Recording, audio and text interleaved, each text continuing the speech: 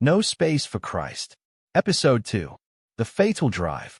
The night air was thick with excitement as Sussy and her friends, Tina, Mike, and Jake, sped down the highway in the sleek sports car.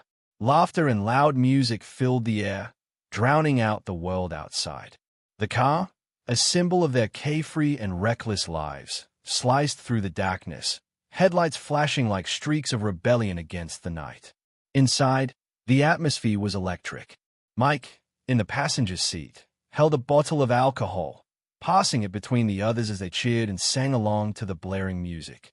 Tina leaned against Sussy, her head thrown back in laughter, while Jake drummed on the dashboard, his eyes gleaming with adrenaline. Sussy, with one hand on the steering wheel and another adjusting the volume, smiked. Tonight was theirs. Nothing else mattered. As they reveled in their wild joy, their pasts flashed across their minds, fragments of a reckless lifestyle that had brought them to this moment. Mike, the smooth talker, always found himself entangled in street fights, convinced he was untouchable. Tina, a party addict, had long since abandoned the morals she once held, drowning in the thrill of nightlife.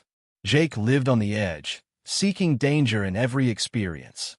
And Sussy, bold, proud, and unyielding, had spent years defying every piece of advice a mother had given her. Then, in the middle of the chaos, Sussy's phone rang. A single glance at the screen revealed her mother's name. The call she had expected, the plea she knew was coming. With a scoff, she silenced it and tossed the phone onto the dashboard. No space for Christ, no space for guilt, she muttered under her breath. The car roared forward, slicing through the open road like a bullet. But fate had already set its course. A sudden swerve, the screech of tires against the asphalt. A near miss with a passing vehicle sent a wave of panic through the car. For a brief moment, silence fell. Breathless and shaken, they exchanged glances. But the fear was fleeting. Laughter erupted once more, fueled by the rush of danger. Close one, Mike yelled, taking another swig from a bottle. Sussy grinned, gripping the wheel tighter. Nothing can stop us. But destiny had other plans. Out of nowhere, a pair of blinding headlights appeared ahead. A massive truck barreled toward them, horn blaring, warning them of an impending disaster. Sussy's hands jerked the wheel, but it was too late. A deafening crash. Glass shattered, metal twisted, screams filled the night. The once luxurious car crumpled under the force of impact, flipping, rolling, and finally coming to a mangled stop. Silence followed, a silence far heavier than the noise before. The aftermath. The wreckage was catastrophic. Smoke curled from the destroyed vehicle as the broken bodies of Sussy and her friends lay lifeless amidst the ruins. The laughter, the music, the rebellion, all silenced in an instant. Bystanders rushed to the scene, their shocked gasps piercing the night. Some reached for their phones, calling emergency services, while others hesitated, staring in horror at what remained of the once vibrant young souls. When the paramedics arrived, it was too late.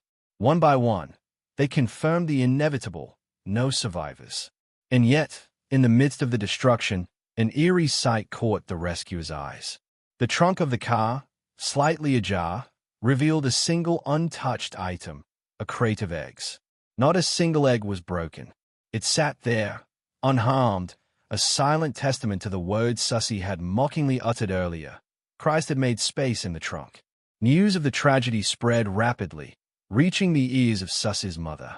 The phone slipped from her grasp as grief overtook her, her body shaking with sobs. She had prayed, she had pleaded, but fate had answered in the cruelest way possible. As she fell to her knees, clutching her Bible to her chest, one thought echoed in her mind: if only they had made space for Christ. Please stay tuned for the next episode. Like, comment, and share. But don't forget, turn on notification button for more updates. And, lest I forget, make space for Christ in your life now before it's too late.